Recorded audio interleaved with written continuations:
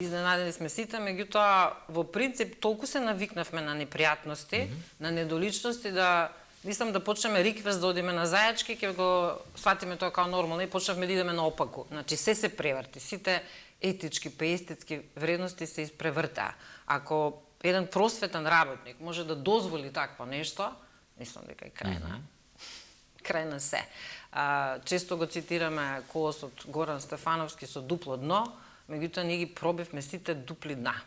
И она што во секојдневието го живееме е буквално нешто од кое што мислам дека 30 години натаму нема да можеме да се извлечеме. Меѓутоа ова е звоно за тревога. И тој начин на комуникација преку интернетот кај децата, она се што ни се случува наназад од јавна соба, од сите можни пороци кои ги затекна нашите деца, ние навистина како држава, како систем и воспитно-образовен систем треба да седнеме, да правиме стратегија на што да ги спасиме. Ова е време кога треба децата да се спасуваат, веќе треба да се спасат од вакво нешто.